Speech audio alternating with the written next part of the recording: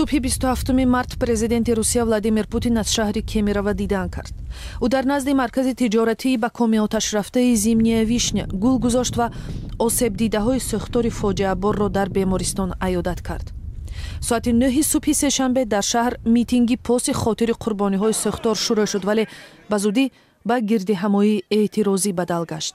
در این گردهمایی ساکنان محله استعفای والی کمیرو امان تولیف را طلب کردند. هزارها شرکتدار این گردهمایی در شهر سیبیری کمیرو از مقامات منطقوی طلب دارند که کرسی‌های خود را خالی کنند.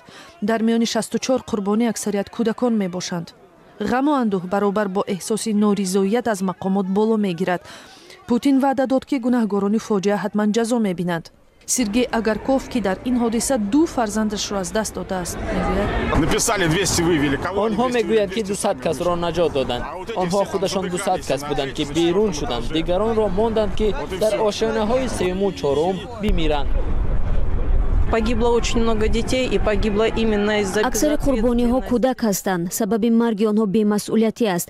من ساعت 4:20 وقتی سوختار شد از همانجا میگذشتم و هیچ فکر نمیکردم که چنین فاجعه بزرگی رخ میدهد. من به دهشت افتادم زیرا حقیقت را از ما پنهان میکنند. پوتین تا روز 26 مارت خاموش بود و آن روز تنها یک اظهارات رسمی نشر کرد.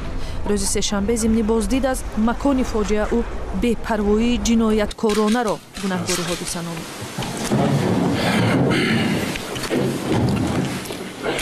Что же у нас происходит? آخر اینجا مکان جنگ نیست. اینجا ناگهان گازی متن نترکیده است. آدمان برای استراحت آمده بودند. در میان آنها کودکان بودند.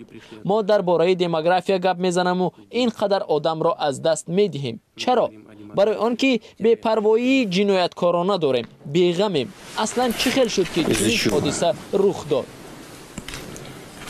Из-за какой-то преступной халатности, из-за разгильдяйства. پوتین بعداً در ملاقات با ساکنان و خویشاوندان قربانی‌ها اطمینان خاطر داد که گناهکاران حتما مجازات می‌شوند و گفت که 100 مفتش برای تحقیق این حادثه آمده است و رهبری این گروه را رئیس کمیته تفتیشاتی الکساندر باسترکین به عهده دارد.